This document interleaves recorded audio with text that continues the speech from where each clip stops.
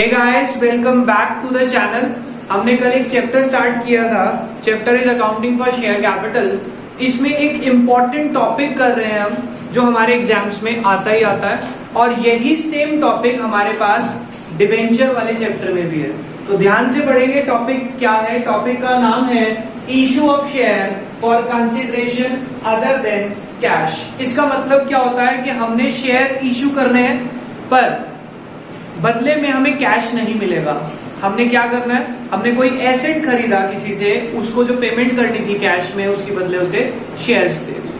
तो इसमें हमारी एंट्री क्या होती है? जैसे एक कंपनी ने दूसरी से खरीदा, तो पहली एंट्री जो कंपनी खरीद रही है उसके लिए एंट्री कर रहे हैं हम, जिसने परचेज करी है, तो उसके लिए एंट्री होगी debit what comes in. Asset आया, assets account debit to vendor, यानी कि जिससे खरीदा है, क्योंकि उसके पैसे देने हैं, एंड क्रेडिट द गिवर, ये वो वाला रूल लगा।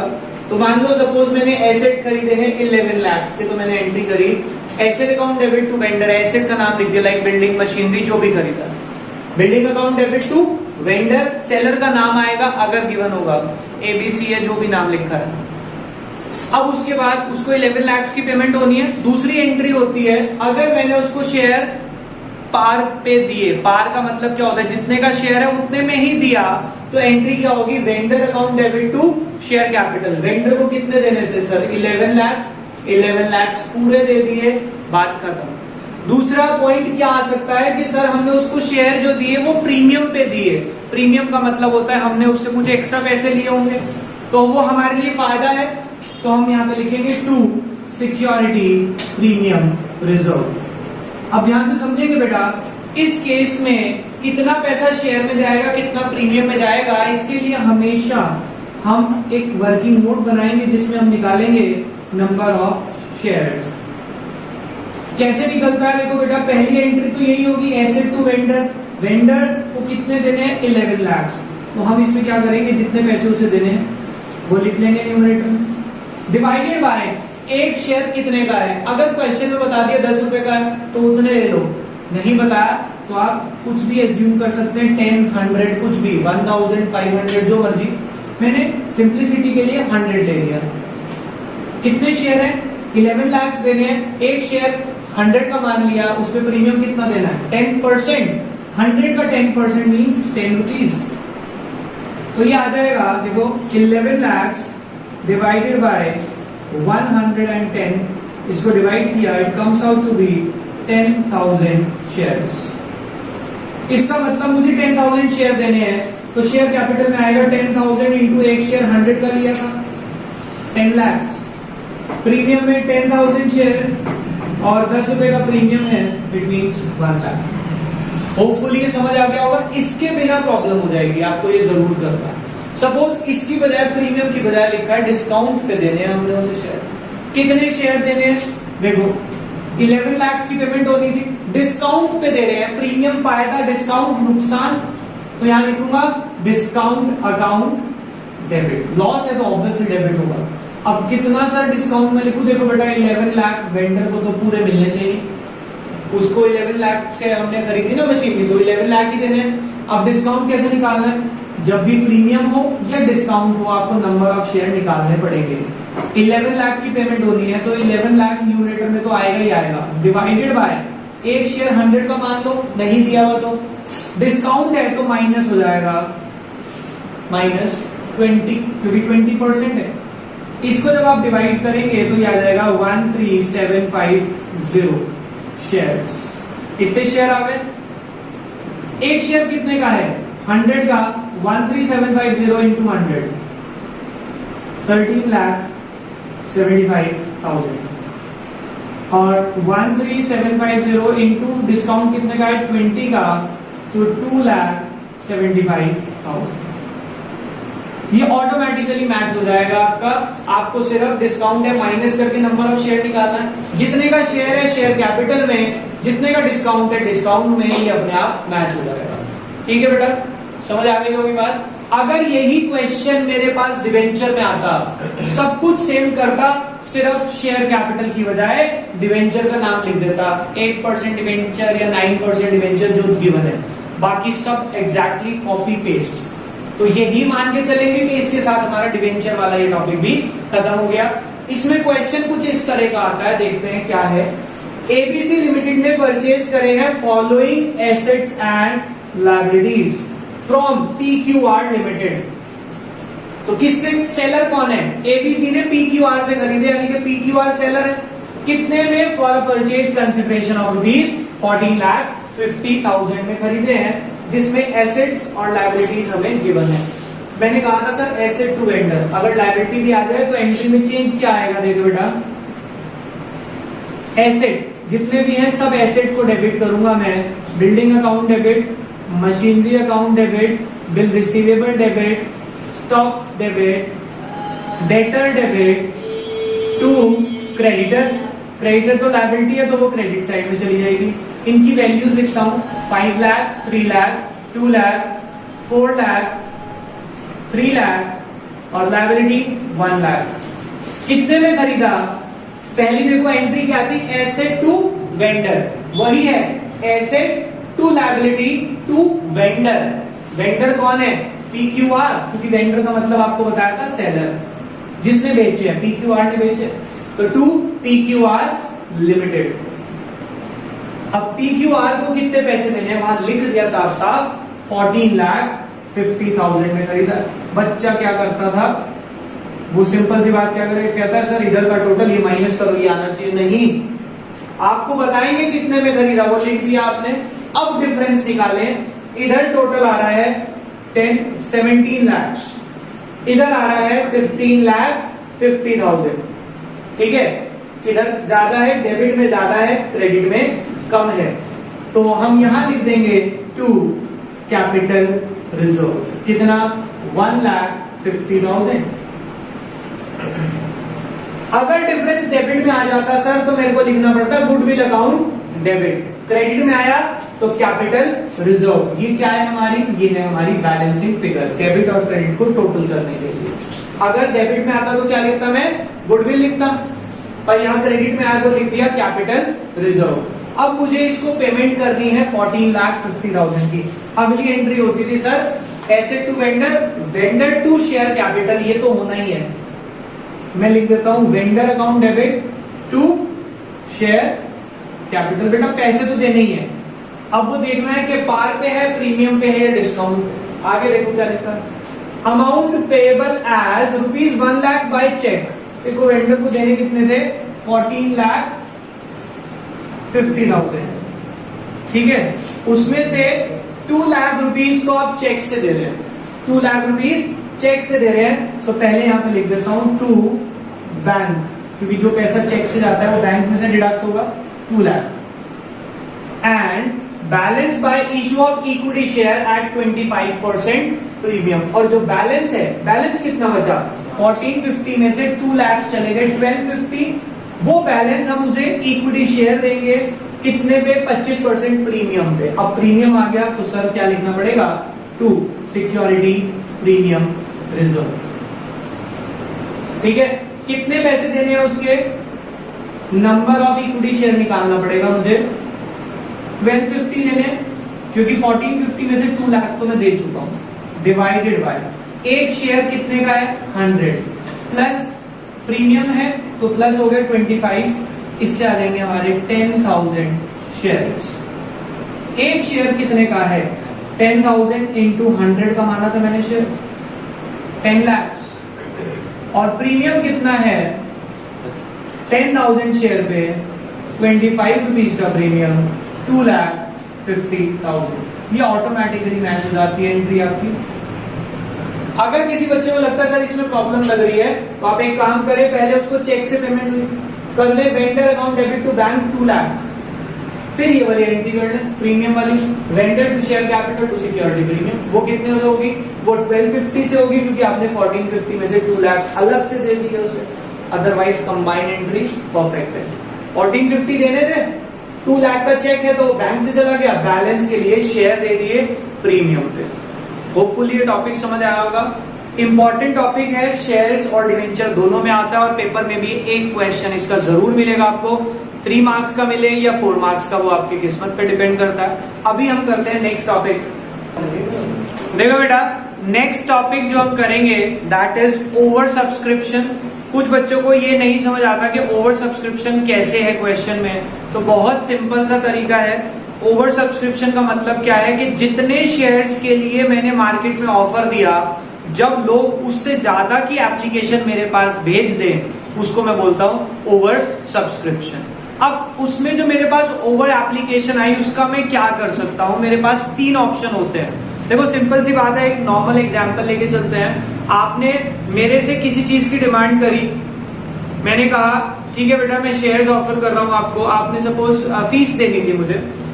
एक छोटा सा नॉर्मल एग्जांपल जो हर बार रखते हैं, सपोज आपकी फीस है 2500 या 2800, 2500 का एग्जांपल लेते हैं और आपने मुझे जो फीस लाके दी दैट वाज 3000। अब जो 500 आपने मुझे एक्सेस दिया, उसको मैं क्या कर सकता हूं? या तो मैं आपको 500 वापसी करूं, पहला ऑप्शन। दूसरा ऑप्शन मैं क्या कह सकता हूं कि बेटा ये 500 आप नेक्स्ट मंथ में एडजस्ट कर लेना, वो क्या होता है? प्रो राटा इसे बोलते हैं। और तीसरा ऑप्शन होता है कि जो एक्स्ट्रा आया उसमें से मैंने कहा कि बेटा मेरे पास 200 चेंज है, आप वो ले जाओ और बाकी जो है वो अगले मंथ में एडजस्ट कर लेना। यानी कि ये तो कॉम्बिनेशन हो गया रिजेक्शन और प्रोराटा का।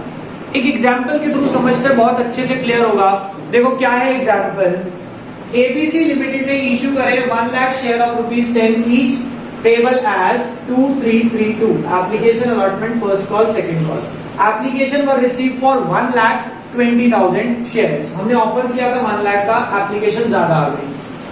बोर्ड ऑफ डायरेक्टर डिसाइडेड, क्या डिसाइड किया? पहला, रिजेक्ट द एक्सेस एप्लीकेशन, जितना एक्स्ट्रा है रिजेक्ट करके पैसा वापसी भेज दो। To make pro rata allotment, pro rata allotment कर दो, यानी कि जितने भी एक्स्ट्रा आए हैं उनको कह दो कि भैया आपका एक्स्ट्रा पैसा अगली बार एडजस्ट कर लेंगे। यानी कि एप्लीकेशन में क्या कहा होगा कि अलॉटमेंट में एडजस्ट कर लेंगे। उसके बाद क्या लिखा है? To reject the claim of 8000। Extra कितने आए थे ध्यान से देखना, 1 लाख का ऑफर था, 120 शेयर आ गए, यानी कि 20,000 एक्स्ट्रा। उसमें से रिजेक्ट कर दिया 8000 और बाकी को क्या कर दिया? Pro rata. तो ध्यान से समझते हैं, देखो आपको टेबल एक छोटी सी बना के और क्लियर हो जाएगा। अप्लाइड अलॉटेड एप्लीकेशन कितने की आई? 120 एप्लीकेशन आई 1,20,000। हमने अलॉट कितने किए सबको? 1 लाख। तो मेरे पास एक्स्ट्रा आ गए कितने? 20,000। ये जो 20,000 एक्स्ट्रा है, इन एक्स्ट्रा का मैं क्या कर सकता हूं? पहला कि मैं इनके शेयर्स रिजेक्ट करके इनके पैसे वापसी भेज दूं। अगर मैं वापसी भेज रहा हूं, देखना मेरी एंट्री क्या होगी। पहली एंट्री आएगी bank account debit to share application, बिल्कुल नॉर्मल एंट्री।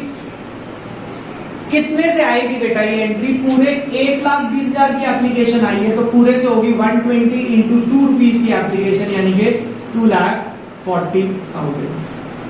दूसरी एंट्री में मैं क्या करूंगा? Share application debit to share capital, normal entry होती है, 240 की एप्लीकेशन।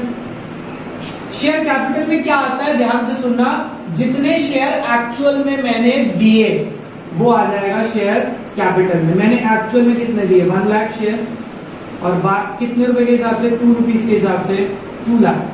बाकी इन्होंने क्या कहा? वापसी भेज दो। जब पैसा आया तो बैंक अकाउंट डेबिट, क्योंकि डेबिट वर्ड कम्स इन। अब वापसी भेज रहे तो पैसा जाएगा, तो credit word goes out to bank.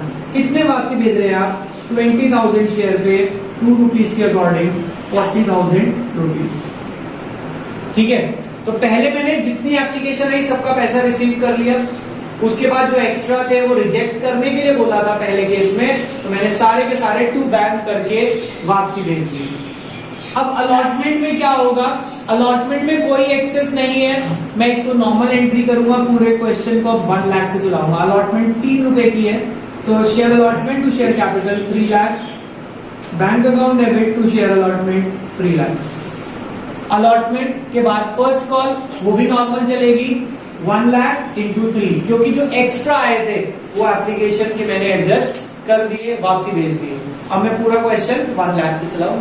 अगर रिजेक्ट हो गया तो, अगर उन्होंने कहा कि हम इसको प्रो राटा अलॉटमेंट कर रहे हैं, प्रो राटा का मतलब क्या है कि जितना भी एक्स्ट्रा पैसा आया, कितना आया?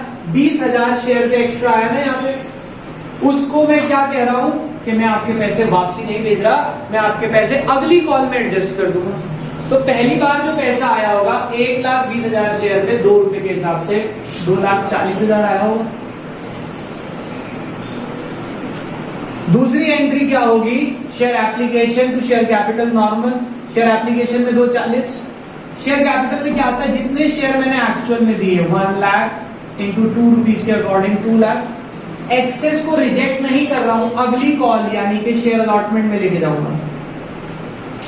कितने 20,000 शेयर 2 रुपीज के अकॉर्डिंग 40,000 मेरे अगली कॉल में चले जाएंगे।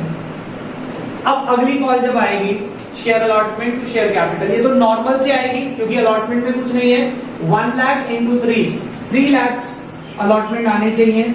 पर जब मैंने इनसे 3 लाख की डिमांड करी, क्या कहेंगे सर आपने एप्लीकेशन पे कहा था कि जितना भी एक्स्ट्रा है अगली कॉल में एडजस्ट करेंगे। तो ये क्या करेंगे, अलॉटमेंट की जब पेमेंट आएगी 3 लाख की पेमेंट थी, उसमें से जो 40,000 इन्होंने पहले दे दिया था वो माइनस करेंगे, हम 2,60,000 को रिसीव कर लेंगे। आगे बात समझ, आगे चलते हैं। फर्स्ट कॉल पे कोई भी फर्क नहीं पड़ेगा। First call to share capital, bank to share, first call 1 lakh into 3 lakh से नॉर्मल क्वेश्चन हो जाएगा। अगली कॉल वो भी सेम रहेगी नॉर्मल, क्योंकि जो एक्स्ट्रा था वो एप्लीकेशन से अलॉटमेंट में एडजस्ट हो गया, तो मैंने अलॉटमेंट में ये अमाउंट बैंक वाली एंट्री में माइनस करके लिख दिया। अगला केस समझना, ये दोनों का कॉम्बिनेशन है।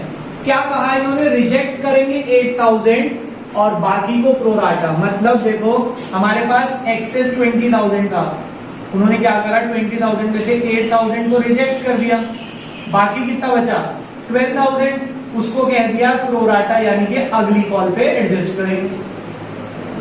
कैसे करेंगे ध्यान से देखते हैं। पहली एंट्री आएगी bank account debit to share application, कितने से आएगी ये 1,20,000 इंटू 2,40,000 से आएगी, क्योंकि एप्लीकेशन तो पूरी आई होगी।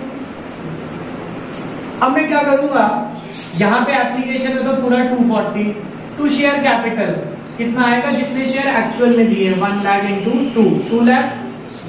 जो एक्स्ट्रा आ गए उसमें से जो रिजेक्ट हो गए वो तो बैंक में जाएंगे, तो to bank, to share allotment. Bank में कितने जाएंगे जो रिजेक्ट करे 8,000 इंटू 2 रुपीज 16,000। और जो प्रोराटा हुए, कितने प्रोराटा हुए 12,000 बचे हुए इंटू 2, वो चले जाएंगे अलॉटमेंट में 24,000।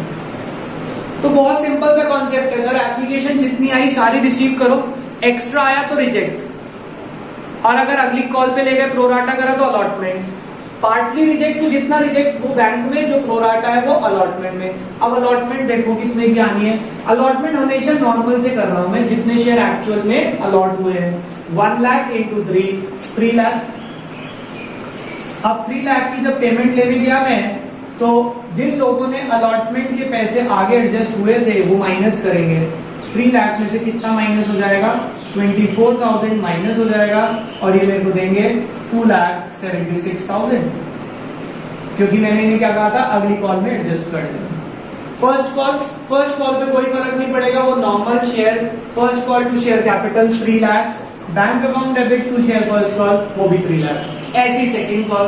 तो ओवर सब्सक्रिप्शन जो है बहुत इजी टॉपिक है, जितनी एप्लीकेशन आई रिसीव करो, पैसा आ गया, जितना एक्सेस आया, अगर रिजेक्ट है तो टू बैंक, अगली कॉल पे प्रोराटा बोला है तो अलॉटमेंट, पार्टली है तो दोनों में।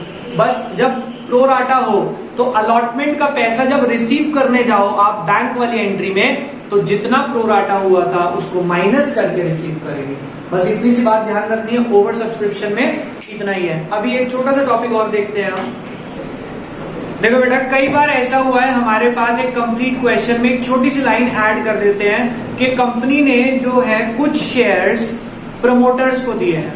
प्रमोटर्स कौन होते हैं बेटा, जिन्होंने कंपनी को स्टार्ट किया था, जिन्होंने कंपनी को इनकॉर्पोरेट किया था। जो उन्होंने जब स्टार्ट किया था कंपनी को, तो उन्होंने कुछ खर्चे करे होंगे कंपनी को रजिस्टर करवाने में, काफी सारे डॉक्यूमेंटेशन में। वो खर्चों के लिए वो पैसे जब डिमांड करते हैं कंपनी से, तो कंपनी उन्हें पैसे ना देके शेयर्स दे देती है। तो कंपनी के लिए वो खर्चा है, उस खर्चे को बोला जाता है इनकॉर्पोरेशन एक्सपेंसेस। इनकॉर्पोरेशन मतलब कंपनी को स्टार्ट करना।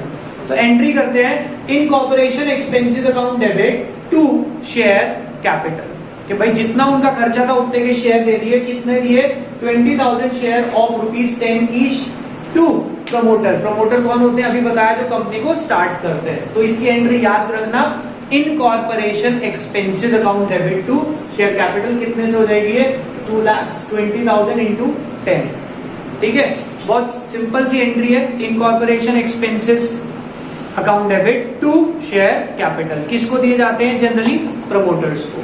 आगे चलते हैं, अगर उन्होंने कहा कि हमने कुछ शेयर अंडरराइटर को दिए, अंडरराइटर कौन होते हैं, जो कंपनी के शेयर्स को बिकवाते हैं, जो ब्रोकर्स होते हैं, उन्हें कमीशन चाहिए होती है बीच में, हम उन्हें कमीशन ना दे के कैश में, हम उन्हें कमीशन के बदले में शेयर्स दे देते हैं। तो हमने कमीशन देनी है, हमारे लिए खर्चा है, एंट्री आएगी underwriting commission account debit to underwriter, underwriting commission account debit to underwriter, कितना 10,000 इंटू 10, 1 लाख। अब उनको कमीशन देनी है, underwriting commission to underwriter 1 lakh, underwriter debit to share capital दे दिया उन्हें 1 लाख। दैट्स इट, 2 एंट्री का कॉम्बिनेशन है, commission to underwriter, underwriter to share capital. Rule समझ लो, खर्चा है तो डेबिट हो गया, किसको देना है, अंडरराइटर को। ठीक है, फिर अंडरराइटर को पैसे मिल गए, क्या दिया बदले में, शेयर कैपिटल। समझ आ गई बात।